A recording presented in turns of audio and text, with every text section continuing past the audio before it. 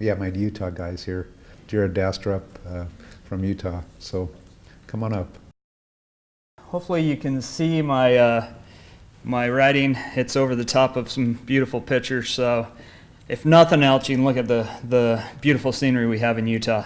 So my name is Jared Dastrup. I'm the pavement management engineer for Region 4, which is the southern half of the state of Utah. We also have Dave Holmgren here. He's the pavement management engineer for Region 1, which is the northern part of the state. And we have two other pavement management engineers in Utah.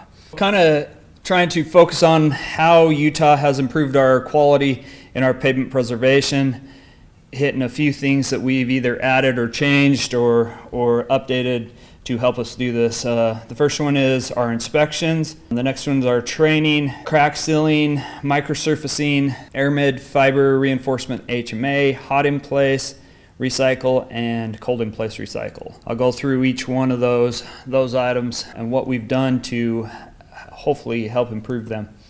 First off, our inspection. Utah has kind of adjusted how they inspect projects, who they use. UDOT uses TransTech program to inspect projects. The TransTechs are maintenance employees that when there's a project in their area, they come on to the construction side and do the inspection for that project.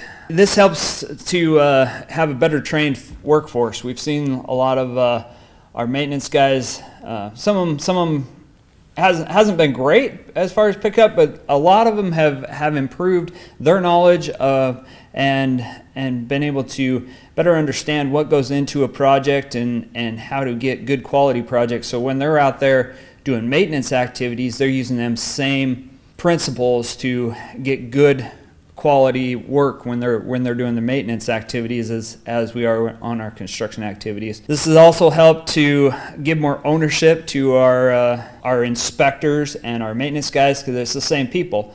So they work on a section of road. We come in, have a project there.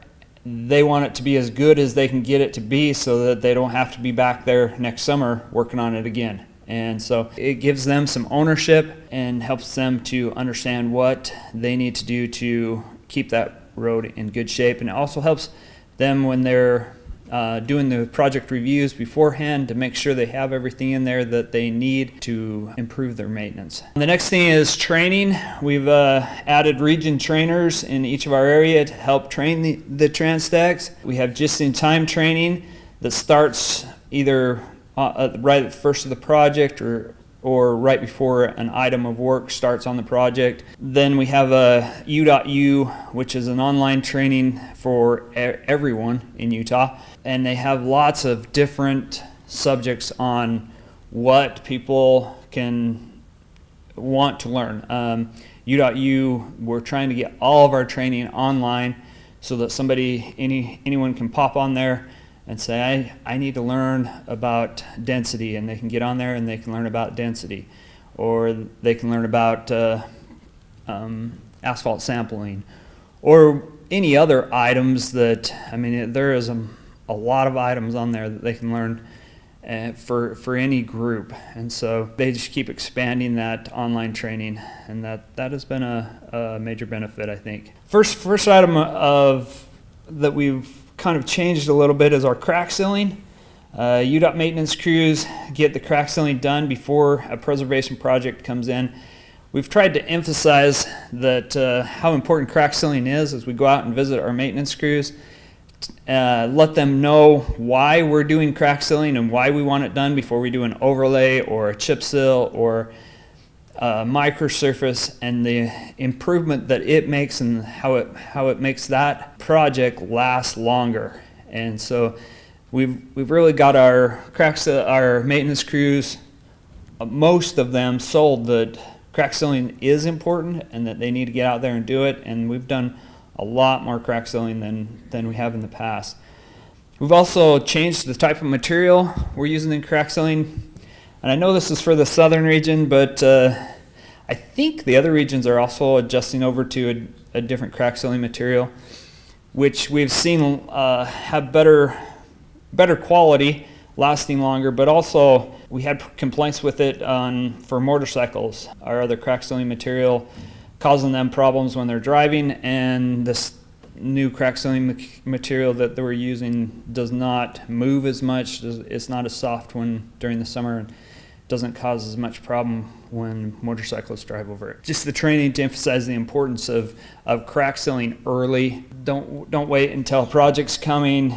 As soon as the cracks appear, start crack sealing and get them covered so that we can keep water out of the road. A new item to Utah, I don't know, it's not necessarily a new item, but we've tried some reinforced HMA. So it's a new product to Utah. It was on a 1.5-inch overlay. This road, actually, the one that's shown here, is one of them that we tried it on, and we've done it on one other project in Region 3 that both have shown really good results. This has been down for 3 years now, I think, and no cracks have shown back through. This was a low volume road that had high cracking. They were just environmental cracking.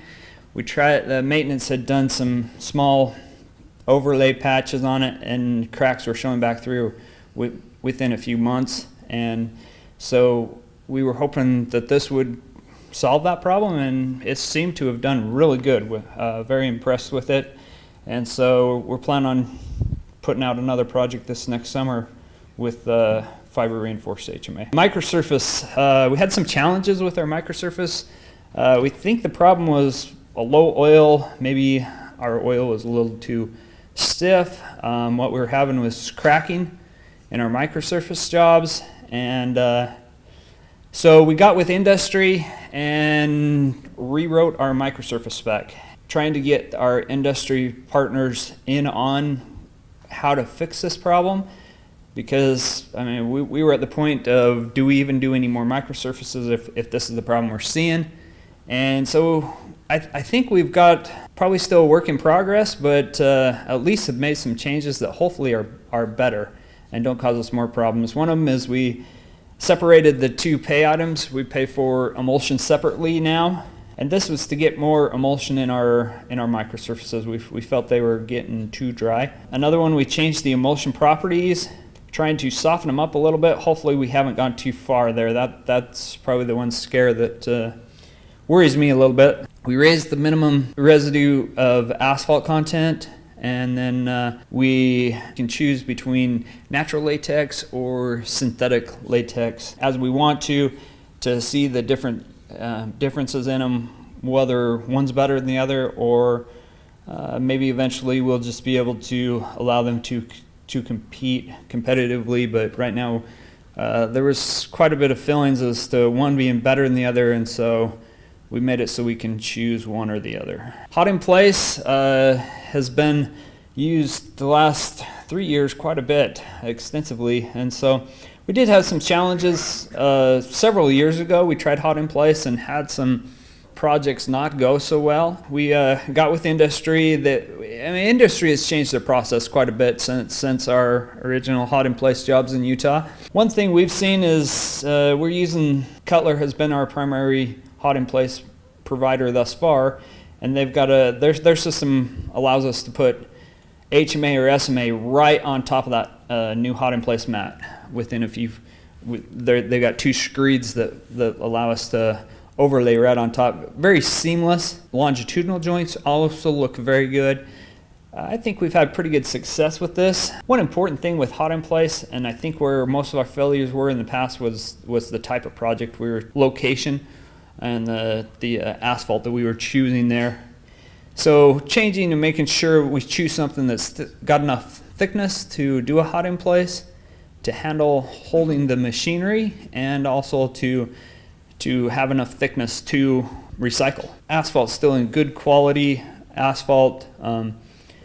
Just that top surface needs some more rejuvenation and fix there. Not that we have failures throughout the depth of the asphalt. The next thing is cold in place. Cold in place we used a lot. We had some challenges on a few projects that really backed us off on it. One of the major one was rutting, and mixed designs we had pretty much the mix designs were being done by the contractor, one contractor doing the mix designs, and they dropped out of business, and things changed a little bit, and we had some fairly major failures on it. And so we stepped back and decided we got to figure out this product better before we start using it again. So we got with industry again and rewrote the specification.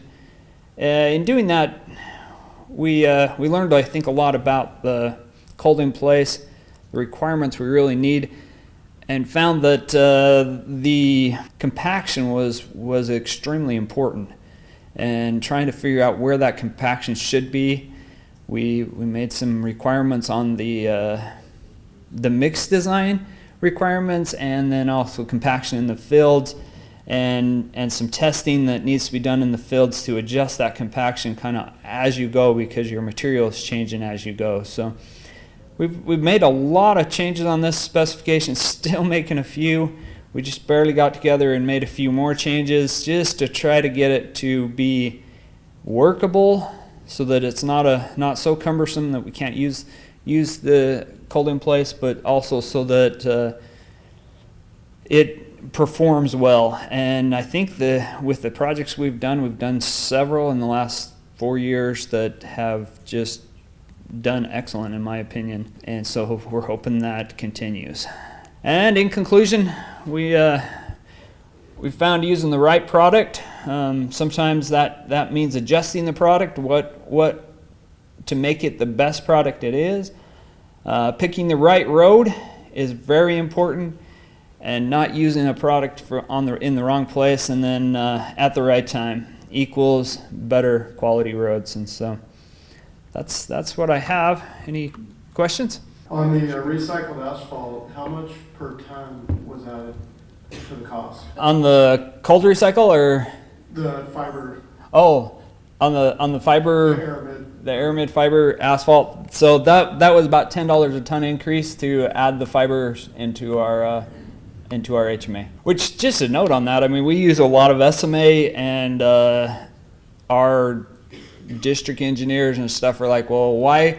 Which is about $10 more a ton than HMA, and they're like, well, why use this fiber HMA when we can just use SMA and it'll be just as good? But the SMA and HMA has two different qualities, and so I think we found a niche where HMA fiber is what we want, and one where SMA is what we want. So on the your CIR, can you speak to your compactive issues, some of your compactive challenges there, what you overcame? Yeah, I can try to. We were having, we did a CIR project. It showed with a lot of rutting almost coming immediately. So we did some forensics on it, did some cores, and found that the compaction was down in the 87, 88 range, and finding that really was the problem. It was just compacting on down. That was causing the rutting. Now the problem with the cold in place is deciding where that compaction can happen and how you get that compaction. So they use, and some of this I don't have a complete grasp on, so I'd have to refer to someone else. But we use the Marshall hammer and Marshall mix design parameters to kind of figure out what compaction we should be shooting for the material, and then we're shooting for I think it was a 92 minimum and 97 maximum now on our cold in place. And that compaction can happen in the initial compaction when right behind the paver, or it can happen we found that once you're done, you can still get compaction 3-4 days later. And so if they have not got that compaction, then we have them come back and re-roll it on a nice warm day and get that compaction maybe 3 days later. And so we require them to get that compaction or to rework the material. Jeff May with New Mexico DOT. So we looked at our specification. One of the things we added was developing compaction curves in the field. right? So we would monitor their rolling pattern. That's how we would establish our target density. And then the accepted density is 97% of that target density because of differing materials. 10 miles of job, you might be in and out of different materials all those that 10 mile job. And I just wanted to get your experience on. I think I want to say we used to use GMM method, and then we transitioned to this more compacted curve method. So we actually monitored how many rolling patterns, we actually monitored the rolling pattern. And then what we felt was we achieved a maximum density based on that rolling pattern. And we've put that kind of requirement onto the contractor, requiring them to test that and get that curve and do that same thing. And so, but we've tried to push that onto the contractor, and we're just doing making sure they're doing their job rather than. We originally kind of took that on ourselves, and that was more than we wanted to do, and so we put that kind of back on the contractor, and I think it's working out better. Thank you. Thanks, Jerry. The preceding was produced by the National Center for Pavement Preservation. More information can be found on the web at pavementpreservation.org. Additional support provided by Michigan State University.